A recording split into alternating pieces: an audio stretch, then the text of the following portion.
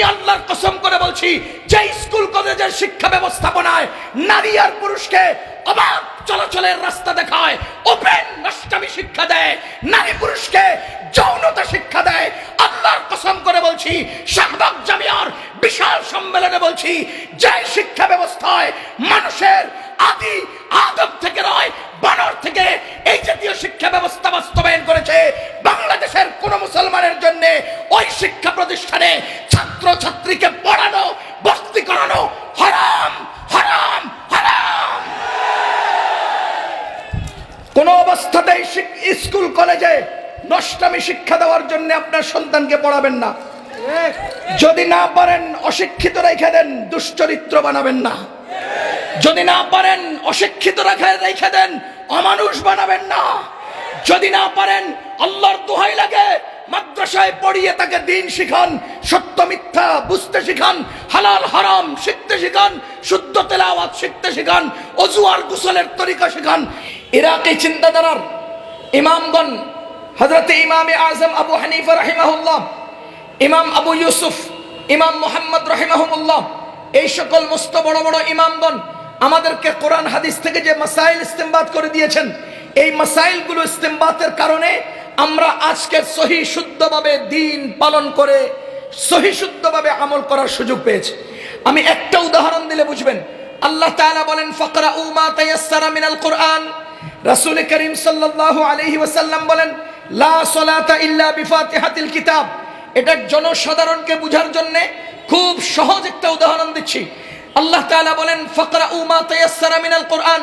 কোরআনের যেখান থেকে তোমার সহজ লাগে তুমি সেখান থেকেই তেলাওয়াত করো নামাজে। রাসূল করিম সাল্লাল্লাহু আলাইহি ওয়াসাল্লাম বলেন লা সালাতা ইল্লা বিফাতিহাতিল কিতাব। সূরা ফাতিহা না পড়লে তোমার নামাজ হচ্ছে না।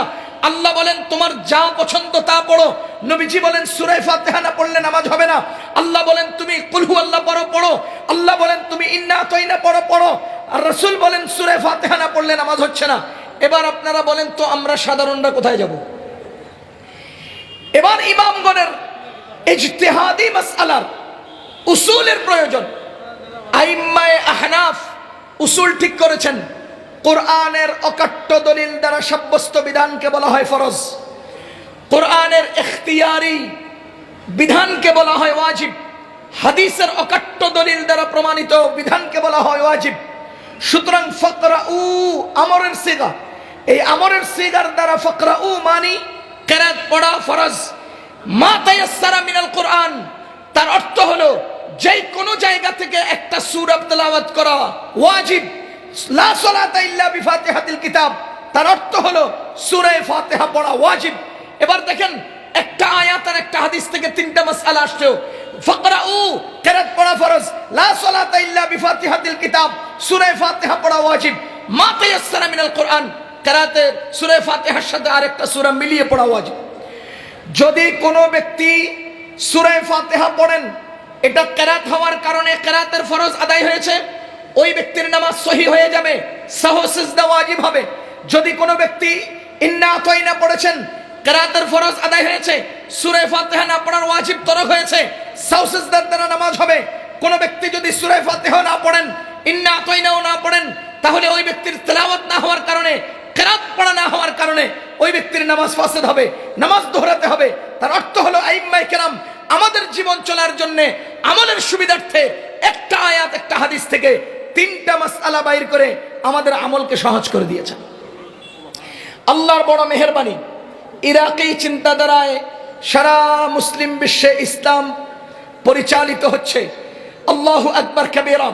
ইমামে আবু ইউসুফ রাহিমাহুল্লাহ হানাফি মাযহাবের ইমাম, তিনি ছিলেন কাজিউল কুযাত, প্রধান বিচারপতি, ইসলামী বিশ্বের প্রধান বিচারপতি। ইমাম মুহাম্মদ রাহিমাহুল্লাহ তিনি ছিলেন ইসলামী বিশ্বের প্রধান গভর্নর। তার অধীনস্থ আঞ্চলিক গভর্নর ছিলেন হানাফি। যেহেতু বিচারপতি হানাফি, যেহেতু ইমামে আজম আবু হানিফা রাহমাতুল্লাহ আলাইহির ছাত্র ইমাম আবু ইউসুফ ছিলেন হানাফি, ইমাম মুহাম্মদ ছিলেন হানাফি, বিচারপতিও ছিলেন হানাফি, গভর্নরও ছিলেন হানাফি, আঞ্চলিক গভর্নররাও ছিলেন হানাফি। হানাফি মাযহাবের চর্চা বেশি ছিল, যার বদৌলতে সারা দুনিয়াব্যাপী হানাফি মাযহাবের আমল তখনও ছিল, আজও আছে, কিয়ামত পর্যন্ত থাকবে। আল্লাহর বড় মেহেরবানি, বর্তমান পৃথিবীতে আফগানিস্তান নামক ইমারতে ইসলামিয়ার আমাদের আজকের মুজাহিদদের প্রধান আমিরুল মুমিনিন আফগানিস্তানে ঘোষণা দিয়েছে, আফগানিস্তানে যদি কোনো মাযহাব চলে হানাফি মাযহাব চলবে, কাযা চলবে, হানাফি মাযহাব চলবে, অন্য কোন মাযহাবের খাওয়া আফগানিস্তানে নাই। খোদার কসম, শুরু থেকে আজও কিয়ামত পর্যন্ত হানাফি মাযহাব সবার উপরে আছে, থাকবে। কোন আহলে হাদিস গণবন্ড, কোন আহলে হাদিস শেখ আমাদের উলামায়ে কেরামের তত্ত্বাবধানে পরিচালিত এই মাযহাবে আক্রমণ করে জনসাধারণকে বিভ্রান্ত করতে পারবে না। আজকে সমাজের মধ্যে কতিপয় গন্ড আহলে হাদিস শেখ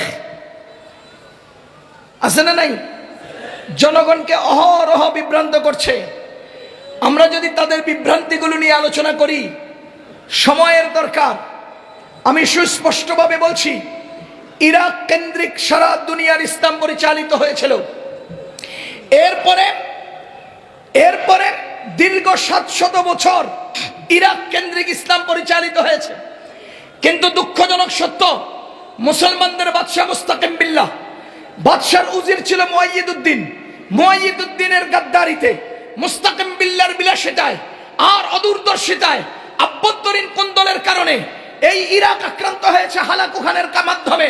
মুসলমান লক্ষ লক্ষ উলামায়ে কেরামকে তারা শহীদ করেছে, কোটি মুসলমানকে শেষ করেছে, হাজার হাজার নয় লক্ষ লক্ষ কিতাব তারা জ্বালিয়ে ছাই করেছে। এই সূত্রে মহান রব্বুল আলামিন ইসলামকে স্পেন কেন্দ্রিক এনে দিয়েছে। দীর্ঘ 500 বছর, আমি সংক্ষিপ্ত জরিপ শোনাচ্ছি, দীর্ঘ 500 বছর স্পেন কেন্দ্রিক ইসলাম পরিচালিত হয়েছে। এরপরে মুসলমানদের আবারও সেই উদাসীনতা, বিলাসিতা, আভ্যন্তরীণ কুন্দলের কারণে রাজা ফার্ডিনান্ড, রানী ইসাবেলার দ্বারা স্পেনের মুসলমান আক্রান্ত হয়। এই সূত্রে ভারতবর্ষের বাদশাহ আলো আকবর আরেকটা নতুন ধর্মের আবিষ্কার করে সেই ধর্মের নাম দিয়েছিল দ্বীন ইলাহি। আমাদের ভারতবর্ষের অন্যতম পুরোধা, অন্যতম আলেমে দ্বীন শেখ আহমদ সিরহিন্দি, আল্লামা মুজাদ্দিদ আল-ফিসানি রাহিমাহুল্লাহ, তার তত্ত্বাবধানে বাদশাহ আকবরের দ্বীন ইলাহির মোকাবেলা হয়েছে। সেখান থেকে চেতনা তৈরি হয়েছে শাহ ওয়ালিউল্লাহর মাধ্যমে, শাহ আব্দুল আজিজের মাধ্যমে, শাহ আব্দুল কাদিরের মাধ্যমে, আল্লামা কাসিম নানতুবির মাধ্যমে ভারতবর্ষে দারুল উলুম দেওবন্দের চেতনায় উজ্জীবিত হয়েছে। দারুল উলুম দেওবন্দ প্রতিষ্ঠিত হয়েছে। তার তত্ত্বাবধানে সারা দুনিয়াব্যাপী আজ ইসলাম পরিচালিত হচ্ছে। আল্লাহর কসম করে বলছি, স্পেনকে কাফেররা দখল করেছে, ইরাককে শিয়ারা দখল করেছে, আরবকে সালাফিরা খেয়ে ফেলেছে। আজকে যদি দ্বীন শিখতে হয়, আজকে যদি দ্বীন জানতে হয়, উলামায়ে দেওবন্দ, দারুল উলুম দেওবন্দ ছাড়া কোনো রাস্তা নাই, কোনো রাস্তা নাই, কোনো রাস্তা নাই।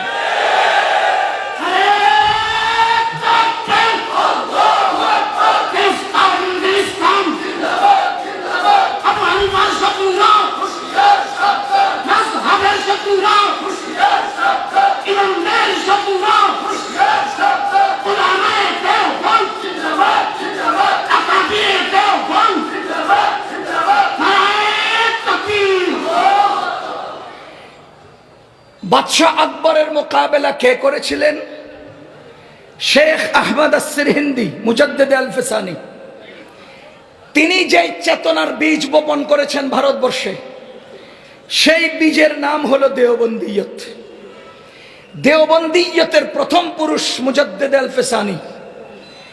কথা কি বুঝতেছেন আপনারা?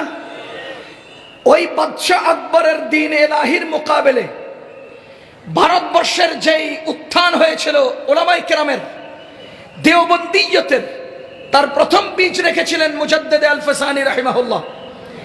এরপরে ধারাবাহিকভাবে ভারতবর্ষের ইংরেজরা দখল করে। শাহ ওয়ালিউল্লাহ মুহাদ্দিস দেহলভী রাহমাতুল্লাহ আলাইহি, তার সন্তান শাহ আব্দুল আজিজ মুহাদ্দিস দেহলভী, তিনি ভারতবর্ষকে দারুল হরব ঘোষণা দেন। সেই সূত্র ধরে ভারতে ইংরেজদের মোকাবেলায় যুদ্ধ হয়। 1831 খ্রিস্টাব্দে শাহ ইসমাইল শহীদ, শাহ আহমদ শহীদ রহমতুল্লাহ আলাইহি পাকিস্তানের পালাকোটের রাজা রঞ্জিত সিং এর মোকাবেলায় যুদ্ধে শাহাদাত বরণ করেন। সেই সূত্র ধরেই 1856 খ্রিস্টাব্দে আজাদি আন্দোলন হয়। 1856 খ্রিস্টাব্দে আন্দোলনের একটা নতুন বীজ, নতুন একটা সূত্র তৈরি হয়। আল্লামা কাসিম নানতুবি, শাহ হযরত হাজী ইমদাদুল্লাহ মুহাজির মক্কি, হযরত রশিদ আহমদ গাঙ্গুহি রাহমাতুল্লাহ আলাইহির তত্ত্বাবধানে নতুন সরকার, ইসলামী সরকারের হুকুমতের ঘোষণা হয় এবং 1857 খ্রিস্টাব্দে গণ আন্দোলনের আজাদী আন্দোলন হয়। এর কিছুদিনের ব্যবধানে ইংরেজরা তদন্ত করে আলেমদেরকে এবং কোরআন শরীফকে জ্বালিয়ে দেয়। ও মুসলমান, লম্বা ইতিহাস বলার সময় নেই। 1866 খ্রিস্টাব্দে ভারতের দেওবন্দে একজন ছাত্র, একজন শিক্ষক নিয়ে সুদূর প্রসারী পরিকল্পনার উপর ভিত্তি করে, আল্লাহর উপর ভরসা করে আল্লামা কাসেম নানতবীর হাত ধরে ভারতের দেওবন্দ প্রতিষ্ঠিত হয়। মুসলমান, ইংরেজরা 3 লক্ষ কোরআন শরীফ জ্বালিয়ে দিয়েছিল। আজকে পৃথিবীতে দেওবন্দের মাধ্যমে 300 কোটি কোরআন আল্লাহ দুনিয়াতে ছড়িয়ে দিয়েছে। আজকে আমাদের দারুল উলুম দেওবন্দের শাখা প্রশাখা কওমি মাদ্রাসাগুলো কেউ কেউ ধ্বংস করে দিতে চায়, ধ্বংস করে দেওয়ার চক্রান্ত করে। রাতে ঘুমাইলেও স্বপ্ন দেখে কওমি মাদ্রাসা কিভাবে শেষ করা যায়। কথা বুঝতেছেন আপনারা? আবু জাহালের আর এদের মধ্যে কোনো তফাৎ নাই। আবু জাহাল আর এদের মধ্যে কোনো তফাৎ। আরে আবু জাহাল যখন মক্কায় ছিল, আমাদের নবীজি মক্কায় ছিলেন, আবু জাহালের দলবল ছিল, নবীজি একা ছিলেন। আবু জাহাল নবীজিকে মক্কায় কিছুই করতে পারলো না। নবীজি মদিনায় গেলেন, দলবল হলো, তার জন্য জীবন দেওয়ার লোক হলো। এবার আবু জাহাল সৈন্যবল লইয়া মুহাম্মদুর রাসূলুল্লাহর মোকাবেলা যায়। আরে বেয়াকুফ, তুই যেদিন মক্কায় ছিলি সেদিন তো মুহাম্মদুর রাসূলুল্লাহ মক্কায় ছিলেন। তুই যেদিন দলবল লইয়া মক্কায় ছিলি সেদিন মুহাম্মদুর রাসূলুল্লাহ একা ছিলেন। তুই সেদিন কিছু করতে পারলি না। আজকে তার দলবল হলো, 1000 মাইল দূরে গিয়া তুই মুহাম্মদুর রাসূলুল্লাহর কি বা করতে পারবি? আমি ওদেরকে মনে করিয়ে দিতে পারি। মনে রাখবেন, দারুল উলুম দেওবন্দ বা উলামায়ে দেওবন্দিরা যারা শেষ করতে চান, কওমি মাদ্রাসাকে বিরুদ্ধে যারা চক্রান্ত করতে চান, আপনাদেরকে মনে করিয়ে দিতে চাই, 1866 খ্রিস্টাব্দে এক ছাত্র, এক উস্তাদ দিয়ে তৈরি হওয়া দারুল উলুম দেওবন্দ তোমাদের দাদা ইংরেজদের কলিজার মধ্যে প্রতিষ্ঠিত হয়েছে। সেই দিন দেওবন্দ ছিল একা, ছাত্র ছিল একা, উস্তাদ ছিলেন একা। সেদিন তোমাদের দাদা ইংরেজরা পারে নাই। আজকে লক্ষ লক্ষ কওমি মাদ্রাসা, কোটি কোটি কওমি আলেম, কোটি কোটি কওমি ভক্তবৃন্দ আছে। আজকে যদি কওমি মাদ্রাসার বিরুদ্ধে চক্রান্ত করো, জিভ ছিঁড়ে ফেলা হবে, হাত ভেঙে দেওয়া হবে, ভেঙে দেওয়া হবে।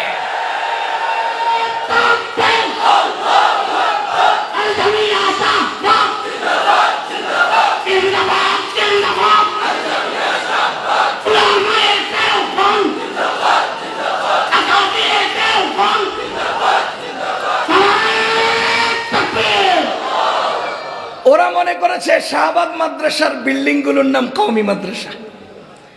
ওরা মনে করেছে দরওয়াজা জানালার নাম কওমি মাদ্রাসা। আরে না, দারুল উলুম দেওবন্দের ছাত্র মসজিদের সামনের ডালিম গাছের ছায়া ছিল কওমি মাদ্রাসার সূচনা। তোমরা আমাদের বিল্ডিং এর তালা লাগাই দিবা, ছাদ ভেঙে ফেলবা, ওয়াল শেষ করে দিবা, আমরা আমাদের আগের স্মৃতি, আগের জায়গায় ফিরে যাব। যতদিন গাছ থাকবে, গাছের ছায়া থাকবে, ততদিন কওমি মাদ্রাসা থাকবে। যতদিন গাছ থাকবে, গাছের ছায়া থাকবে, ততদিন দ্বীনের শিক্ষা থাকবে, কালিমার তালিম থাকবে। কথা বলেন ঠিক কিনা? সুতরাং আজ থেকে প্রতিজ্ঞা গ্রহণ করছি, ও মুসলমান, এই সুদূর প্রসারী চক্রান্ত বাস্তবায়নের জন্য আমাদের স্কুল কলেজ থেকে আমাদের আরবি শিক্ষাকে দূর করেছে, কোরআন শিক্ষাকে দূর করেছে, হাদিস শিক্ষাকে দূর করেছে, সততা ইনসাফ শিক্ষা বিলুপ্ত করেছে, সুশিক্ষাকে ধ্বংস করেছে, শিক্ষার কোমর ভেঙেছে, কুশিক্ষা প্রতিষ্ঠা করছে। আমি আল্লাহর কসম করে বলছি, যে স্কুল কলেজের শিক্ষা ব্যবস্থাপনায় নারী আর পুরুষকে অবাধ চলাচলের রাস্তা দেখায়, ওপেন নষ্টামি শিক্ষা দেয়, নারী পুরুষকে যৌনতা শিক্ষা দেয়, আল্লাহর কসম করে বলছি, শাহবাগ জামিয়ার বিশাল সম্মেলনে বলছি, যে শিক্ষা ব্যবস্থায় মানুষের আদি আদম থেকে নয়, বানর থেকে এই জাতীয় শিক্ষা ব্যবস্থা বাস্তবায়ন করেছে, বাংলাদেশের কোন মুসলমানের জন্য ওই শিক্ষা প্রতিষ্ঠানে ছাত্র ছাত্রীকে পড়ানো, ভর্তি করানো হারাম, হারাম, হারাম। কোন অবস্থাতেই স্কুল কলেজে নষ্টামি শিক্ষা দেওয়ার জন্য আপনার সন্তানকে পড়াবেন না। যদি না পারেন অশিক্ষিত রেখে দেন, দুশ্চরিত্র বানাবেন না। যদি না পারেন অশিক্ষিত রেখে দেন, অমানুষ বানাবেন না। যদি না পারেন, আল্লাহর দোহাই লাগে, মাদ্রাসায় পড়িয়ে তাকে দ্বীন শিখান, সত্য মিথ্যা বুঝতে শিখান, হালাল হারাম শিখতে শিখান, শুদ্ধ তেলাওয়াত শিখতে শিখান, ওযু আর গোসলের তরিকা শিখান। দুনিয়াতেও লাভবান হবে, আখিরাতেও লাভবান হবে ইনশাআল্লাহ। আল্লাহ তাআলা আমাদের এই সম্মেলনকে কবুল করুন।